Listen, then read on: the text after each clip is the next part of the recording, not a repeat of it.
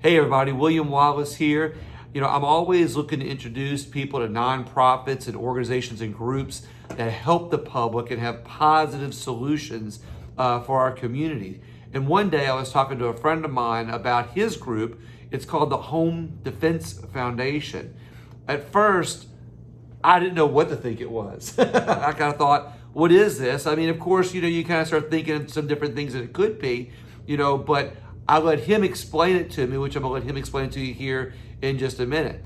But at a time when people are concerned for their safety and crime, my friend Mike Weinberger, who I've got here with me today, of the Home Defense Foundation, is going to explain to you what his organization does. Mike? Hey, thank you, Bill. So we're an all-volunteer group. We like to say neighbors teaching neighbors. Everyone volunteering their activities to teach self-defense and home defense. We have a variety of classes that we offer about home security, cameras, gates, firearms, pepper spray, and all the classes are free. And they're all manned by volunteers who know that particular topic. Sometimes 2 or 3 volunteers will conduct one class. Last night we had a class right here. Yeah. And we're at the St. Bernard Indoor Shooting Center, by the way. That's right. Which is, by the way, a fantastic facility, and it promotes volunteer work so that homeowners and taxpayers can learn how to defend themselves and how to defend their homes and their families. We had a class there last night where we were teaching a bunch of seniors about self-defense. So our group is a volunteer group. We never ask for any money. That's really important to us. We feel that once you start asking for money, even if it's for a good purpose, that puts you in a whole different light. So we never ask for money. Everybody donates their time. People donate supplies, like if we're teaching and we might need some practice firearms or some targets or ammo, it all gets donated. But we don't ask for money. And we just teach people, as I say, neighbors teaching neighbors. What I like about this, and one of the things I like about nonprofits and groups like this, is that I've always been an advocate for less government.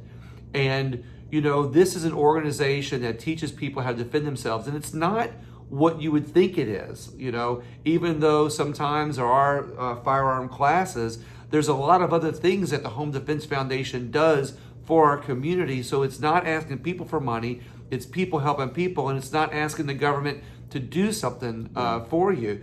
Like one of the things I'm going to talk about. May I make? Sure, absolutely. For example, a lot of times private groups ask for government grants. So you're really asking for taxpayer money. Right, exactly. We don't do that. This is 100% volunteer, and we don't want government money, and we never ask for private donations. People volunteer, that's great. Volunteer targets, volunteer supplies, volunteer some pepper sprays, but we never ask anybody. If somebody needs help with some sort of home security, do you have people to refer to them or something? We do. We have volunteers who know things, for example, about safety gates and camera systems and those recorders that record what's going on. Right. Because you have the camera and then you could have a recorder. We have people knowledgeable on all those kinds of things, and they volunteer their time to help neighbors and answer questions. I like this. That's what you need. Yeah. Because if you're relying on government to do it, exactly. First of all, it's not going to come out well. Right. What I like to say is, like, if the government ran the French fry station at McDonald's and you ordered some French fries, you'd wait 3 weeks and you'd get a burned chicken sandwich. I love it. This is great. That's how it would work. Yeah. But private people taking the initiative, it's usually better than government. So I want to emphasize again, because Mike always emphasizes with me, this is not a Second Amendment organization. This is an organization that teaches all forms of security to people. And what I also like is sometimes I talk to you, Mike, you've got statistics, you're aware of what's going on in the legislature, so this is an organization where people can get together and be educated on what's going on in the legislature about things that affect our security in our homes, and at the same time also how we can be more knowledgeable and be more involved in that. Of course, we support and we're big advocates of the Second Amendment, but it's not a Second Amendment group. We support the Second Amendment, we protect it, we fight in the legislature to protect it, but our activities go way beyond that, way beyond that. And one of the other phrases that we use to describe our activities in our group, giving taxpayers and homeowners political voice, organizing taxpayers and homeowners so they have a political voice, because very frequently they don't. Yeah.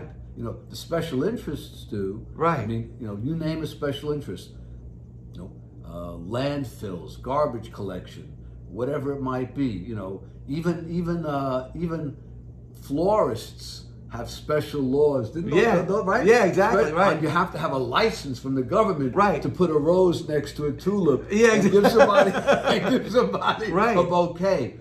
You know, so no, we go the other way. Just private initiatives, private people. I like this. Yeah, like I said, this is for people to help you. So now you have meetings. Yeah, we have monthly meetings. That's the general membership meeting. Once a month, usually the first Tuesday of the month. The website is HDF, which would stand for Home Defense Foundation. Right. HDFNOLA.org. Now, even though we say NOLA, which stands for New Orleans, we have members all over the state.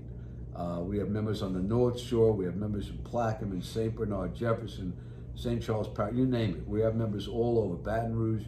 We go to Baton Rouge a lot to fight in the legislature.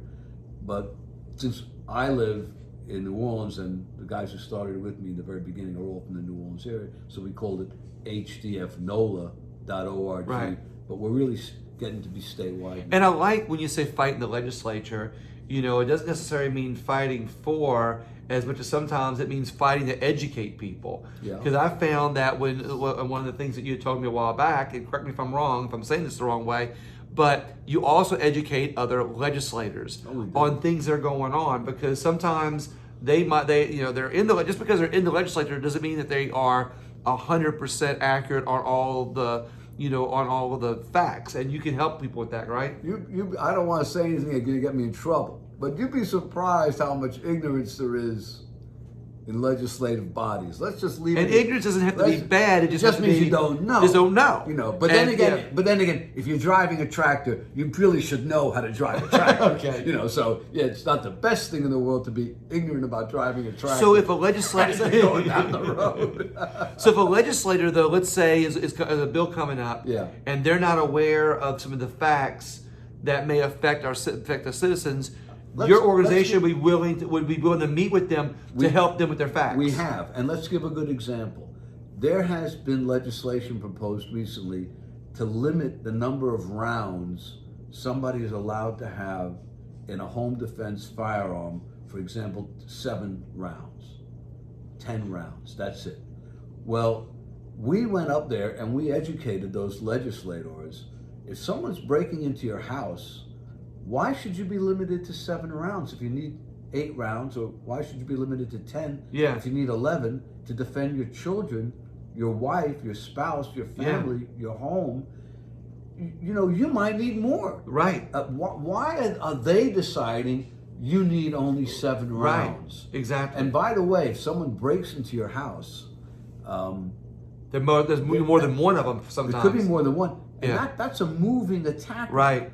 That's not a piece of cardboard sitting at the end of a shooting lane. Yeah. Where you just take all the time you want, and the cardboard isn't threatening you. It's just a piece of cardboard. Right. So you need whatever you need to defend your home, your wife, your spouse, your kids. And the government shouldn't be telling you what you need. You decide what you need. Although the good thing with the Home Defense Foundation is that you may have already set that house up with the security system, help refer that. Could be. You could have trained these same people, if for self-defense here at the range for free, because you offer free training, and we education of people. So that's the important thing. A lot of the problem with the misconception about weapons is the lack of education on how to use them. Very, very, very much so. And you're proactive in that. Very proactive. Give you another example.